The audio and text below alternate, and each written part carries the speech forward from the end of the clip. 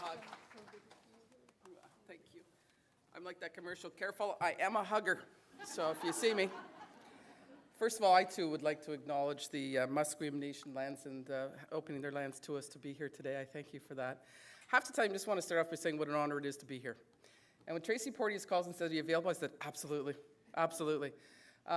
She has an awesome team. I would just say back at you when it comes to the passion, because both of us have, listen, change happens when you believe it can happen, and my passion is change. And sometimes you got to go left, sometimes you got to go right, sometimes you got to go around, and sometimes you got to go over. And sometimes it takes longer than we think it will take.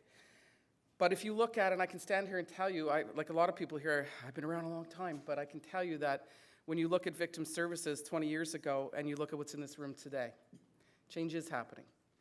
And that's because of your leadership and the work that you do. And so what I thought I'd do here this morning, I have a half an hour. She's going to give me the signs. Because I could talk. Many of you know I could talk for a long time. But when you get a chance to kind of share with people, and by the way, I've already learned a ton already this morning listening to our speakers, especially Shamita, and I have this great opportunity of being here for 2 days to be able to learn from you. And so one of the things I want to talk about is who we are and what we do our office. I want to talk a little bit about where we've been over the last couple of years to be pushing for change, and of course what I'd really like to do is share with you some of the things that you need to be thinking about with the new Victim Bill of Rights. And then finish up with why that's so important. So I'm going to start off to tell you, as you may or may not be aware, our office was created in 2007. And we are an independent arm of government. And having said that, you'd be no surprise to learn, first of all, I have to say this, you all know in this room that the responsibility for the direct services to victims of crime is the responsibility of the provinces and territories. You hear the word federal ombudsman. So when it looks at our mandate, we do take complaints from victims of crime across the country. But what we take complaints about are federal departments, agencies, policies, services, programming. However, I will make any victim that contacts our office, if you are not in our mandate, we will get you where you need to go. I have no hesitation in saying that. I'll tell you, we're a small group. There's 9, including myself. But if you are dealing with complaints, it's either Val or Justine that you're dealing with. Some of you in this room I've already talked to, have already dealt with them. We will get you where you need to go because we have a very good handle on what exists in this country and who the right people are to contact. If we don't know, we'll find out. And so we do support victims in any way that we can. But when you hear of the Ombudsman's office, obviously you think core function is taking complaints. But my mandate has some other pieces to it, which gives us a lot of flexibility and a lot of ability to do some things. So yes, we take complaints. No surprise that a lot of our complaints would come from victims once they're in the federal system. So for example, you'd be not surprised to hear that some of our top 5 complaints have to do with issues with the Parole Board of Canada, Correctional Service Canada, offenders been released back into the community, close proximity, not dealt with respect, issues with Parole Board, hearings, those kinds of things. But one of the top 5 that we've had since this office has opened has been the issue of victims' rights. People contact us and talk to us about where they feel and talk about that balance and lack of balance in terms of what's available for victims of crime. But the other thing that we have the opportunity to do in my mandate is to identify or make recommendations to the Government of Canada on how to better meet the needs of victims of crime. That's fabulous. That gives me a lot of opportunity to talk to. By the way, I am actually a special advisor to Minister McKay, the Minister of Justice. I want to assure you that I meet with whatever minister we need to meet with. So, for example, you'll be not surprised that I also meet regularly with Minister Blaney, who's the Public Safety Minister, because he oversees the RCMP, the Parole Board of Canada, and the Correctional Service Canada. We'll meet with whoever, but we have regular meetings with those. And because by the way, I don't tell a victim's story. What I do is I amplify their voice at every opportunity that's given to me. And so you would not be surprised to hear that when I do meet with the ministers, it's kind of like you get 3 wishes. You get a half an hour, you get 3 wishes. That's all you can put in a half an hour. I make sure that I take the priorities that you're telling us and strategically. And we have many other ways. We deal with many other people in all the different departments as well. I have regular meetings with the head of the Parole Board of Canada and his team in Correctional Service Canada. And we have a lot of opportunity to influence because, as you know, change isn't just about legislation. It's about policy. It's about training. It's about everything that got said here this morning about educating the key participants in the criminal justice system about what the needs are. You know, talking this morning about, how do we get to the policing community? I meet regularly with the Canadian Association of Chiefs of Police. I meet regularly now with the Canadian Association of Police Governance. They're the ones, the boards that govern the police services in the country, other than RCMP, that govern your municipal police services. And so you look at ways to influence and to inform and to educate people. And I have to tell you, people are open to that. They are open to listening. But until you can get to them, and part of that is, and one of the things I have the privilege of being, is going across this country and meeting people from different provinces and territories. And although obviously I don't make recommendations directly to provinces and territories, because at the end of the day, you know your communities best. And so when it comes to what your needs and your capacities and your issues are, it should come from the people who live there and who know that. And so what I do though, and I've had no problem, I meet with provincial representatives all the time, and they are open to sharing and to learning from each other. And so I'm able to share with them what I'm hearing from victims. And they appreciate that. So we take your voice and bring it to many different levels of government. We sensitize, so you'd be not the key participants. You would not be surprised to hear that I get an opportunity to present to a lot of different groups. Every year, thank goodness, I get an opportunity. I'm open if the BC Crown Attorneys Association would like to have me as a speaker, but I get an opportunity, I get invited, Ontario, 600 Crown Attorneys in a room every year. I get an opportunity to speak to, yeah, wow, pick me, yeah. And recently I had an opportunity to present on the Victim Bill of Rights, and why that's so important is because there's so much misinformation out there. And I'm going to talk a little bit about, a little later, about some of the issues and concerns they have, and when you put a different lens on it, they go, oh, well, okay, well, that's not so. And it is about informing people, and it is about giving them a different lens to look at things. I also obviously take every opportunity to, not just through presentations, if any of you, our website is victimsfirst.gc.ca. We try and use our website to get information out there. Anything that we do in our office, we post it. If it's a report you're looking for, it's up there. C'est tout bilingue, c'est disponible en français aussi. So we do everything in a bilingual format. I just testified on the Victim Bill of Rights on Tuesday. A little bit of a problem with getting stuff posted timely with my new contractor, but anytime our presentation, it's immediately posted on our website. If you're looking for my comments, they should be there. If you're looking for, as I say, anything that we do, Tracy's in some of our videos, very proudly. Thank you. She's in several of our videos. And so how do we help victims of crime? So we help them individually and we help them collectively. So individually, we take complaints. Now, one of the things that we don't have is legislative authority. So simply put, I know there's some lawyers in the room, but I'll keep it in a simple, is that I have no authority to demand people to produce documents. Now, if you think of Howard Sapper as the correctional investigator, he does. If you think of many of your provincial ombudsmen, they do.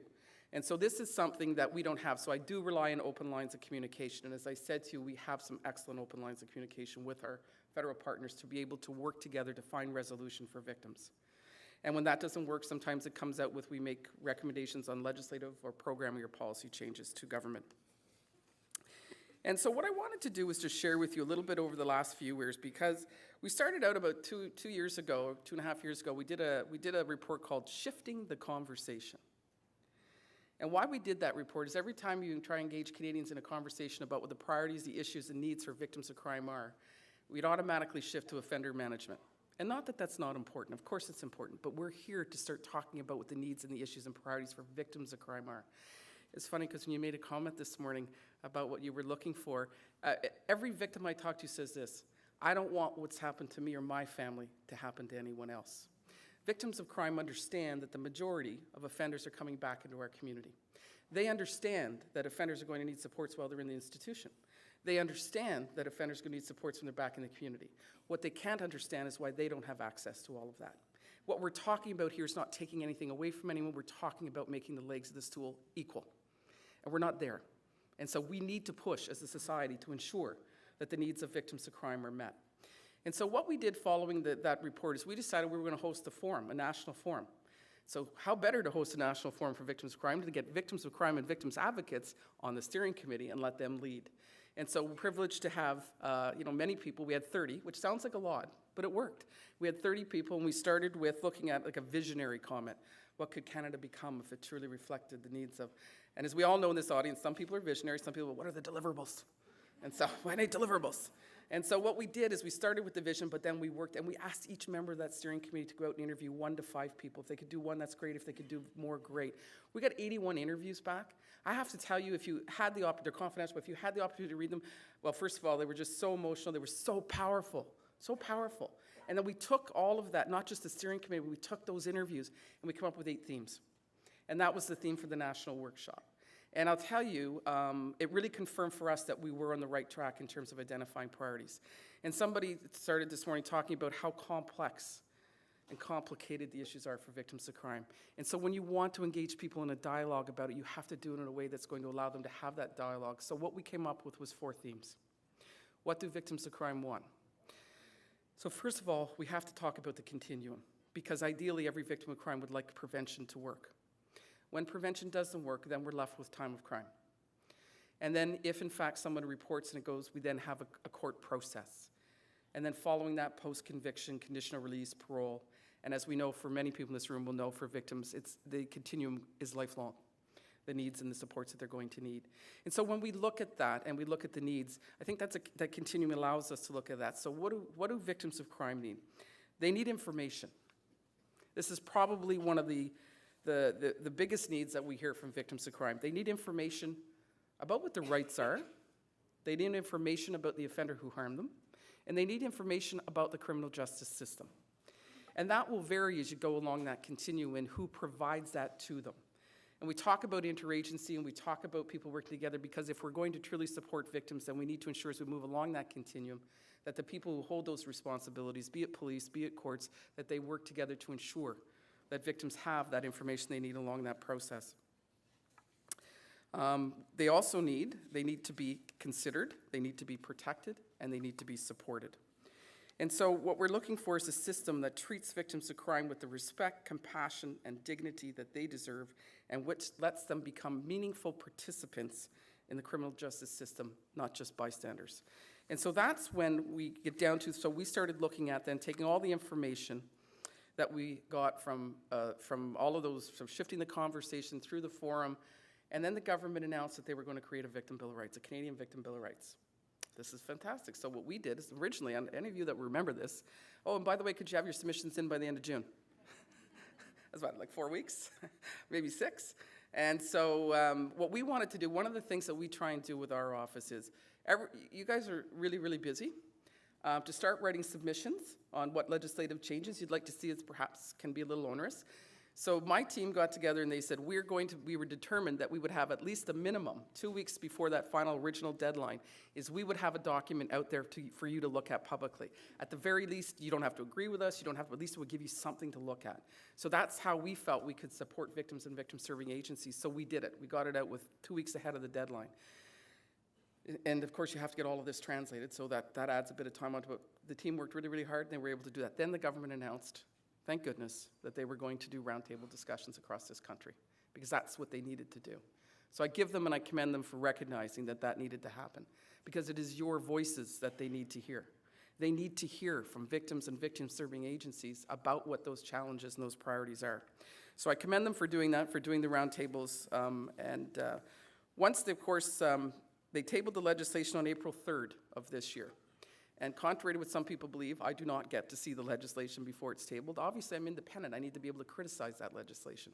So we made our submission, as did Tracy, on behalf of Ending Violence. She did her submission. And many other agencies, I know Bonnie did from Dawn as well, put their recommendations in. And so then they tabled the legislation. And so people are looking for your immediate response. I saw the legislation the same as the rest of Canada that first day. So we took some time to really do a review of that.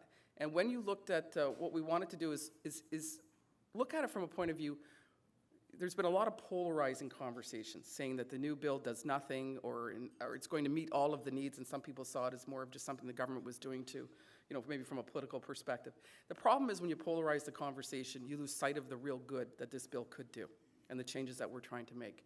And so what we did is we gave our opinion. By the way, we'd say out of our original 29 recommendations that the government met at least half of them in part or in full, but we clearly saw the opportunity to strengthen this bill. And so what I'd like to do in a little bit of the time I have this morning is to use a couple of examples of where we feel this bill needs to be strengthened, and we have an opportunity to do that.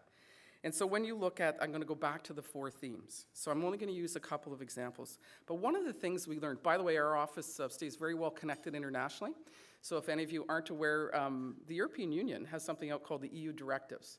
And they were introduced a couple years ago. They're basically a Bill of Rights for victims of crime. There are 28 countries in the EU. And they did some phenomenal work, because in 18 months they got the European Parliament to agree to this. And so they have until 2015 to implement, all 28 countries. And in it, it is a bill that has some enforcement in it as well. And it basically is identifying service rights for victims of crime. And so if any of you haven't looked at that and you want some really good information anyway, just get on the Victim Support Europe website. They have all their PowerPoints, they have all their reports, they've got their implementation reports. And we need to be learning from our colleagues, which we do. And we look at all of the challenges around implementation. They have one more year for all countries to implement. So if you haven't looked at their work, take a good look. There's a lot of analogies to that. And so one of the things we learned from the UK, if you're going to tell agencies that they have a responsibility, for example, to inform victims, then you need to tell each agency who's responsible for what. Otherwise, the police can say, oh, I thought the Crown was doing it. And so we learned this from the UK Code of Practice. You need to identify for organizations what they're responsible for, because you bring clarity then. The victim knows, I'm supposed to get this information from the police. Oh, I'm supposed to get this information from the Crown Attorney. I'm not naive, because I've had the privilege of visiting some very, very remote communities here where you have circuit judges and you have fly-in, and it could be the police officer who actually does most of the work. And that has to be recognized that in certain challenges that come from some of our remote communities who potentially have no resources, like I say, the judge, the support and everything flies in and then flies out. And we also have to be looking at things like information about technology and looking at some of those issues as well. So that's just one example of where we feel it could be needs to be strengthened, that if you're going to tell people that they have this right, then you need to identify which agency is responsible. And to me, that's kind of common sense. The next we wanted to look at is considering and protecting victims. So, for example, one of the good things the bill does is it standardizes the victim impact statement. How many people in this room know that a victim can be cross-examined on their victim impact statement? It's because you all do it. Very few people know that. Now, that's a rare occurrence. We know it's a rare occurrence, but can you imagine if it was one of those rare occurrences and the victim wasn't aware of that? So it's really, what they found when they looked across the country, and by the way, there was a study done by Marie Manicus out of Montreal, Professor Manicus, and she looked at victim impact statements. And I think BC was one of the provinces that she looked at. The judges say in 50% of the cases that these victim impact statements, they do consider and weigh into their thinking and their sentencing. So that's a good news story in terms of that. And so we have the opportunity looking at considering some of the areas for improvement. I'm kind of a bit strong on this one. And when I had an opportunity to testify on Tuesday, I used it as an example as well. The Victim Bill of Rights says this. It says that for victims of serious personal injury, homicide, murder, that a judge must, at the time a plea is being brought before, the judge must ask whether or not the victim or their family has been notified about this plea bargain. And if they have not, then they must notify them as soon as reasonable. Well, I don't know about you, but if you're going to want to have your voice heard as a victim, that's before the plea is made. And so what we're saying is that, first of all, when you talk to a lot of the Crown attorneys, and again, I know this is not consistent across the country, but many Crown attorneys, particularly for personal serious injury, homicide, do meet with the families. And they'll tell you that. We do, of course we do. Some don't, but you shouldn't rely on who you get as a Crown. You should have a right to have this. And the right is to be heard. We are not saying that the Crown attorney should have a veto power. We have an adversarial system, prosecutorial discretion. At the end of the day, there's many factors that come into that. But what we do know from the research is this. We know that if a victim has been heard and they've been respected, that they have whether or not they agree with the final decision, they will feel they've been respected by the system and are more satisfied. And so we also know, that not only that, but it increases their confidence in the system. So these are important things. That's just one example. The other one, and by the way, we've worked a lot with our colleagues in the United States as well, because in over 30 states in the United States, I don't know if you're aware of this, but at the state, they can make constitutional law at the state level in the United States.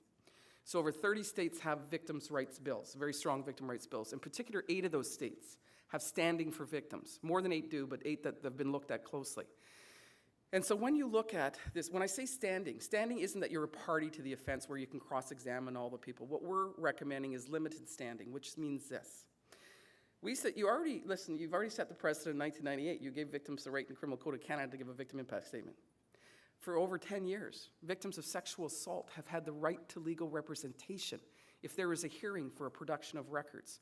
So if somebody is looking for your counseling records, and the defense feels they need that for full disclosure, there's a hearing, and you have a right to legal representation. Now, we did some digging to find out how many provinces and how they pay for that. So I've given that report to 2 of you, Deb and to Gisela, on that. There was actually a law student that did work on this 3 years ago. And every province would be different. For example, in Ontario, if you aren't eligible for legal aid, the province will appoint a lawyer for you and pay legal aid rates. What we know from the research, if in fact you have legal representation as a victim, it is less likely that those records will be allowed. No surprise.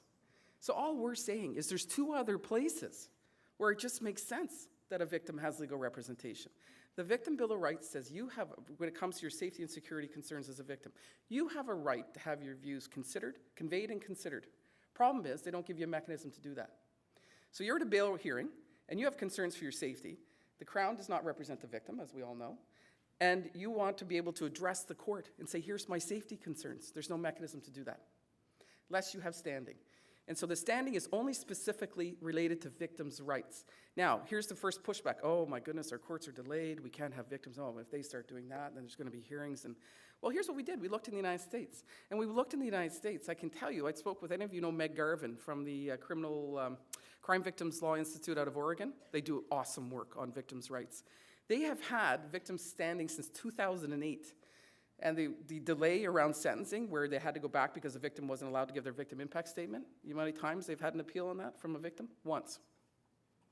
We talked to victims' rights lawyers in Washington. What do you do mostly for victims? Well, we do it ahead of time.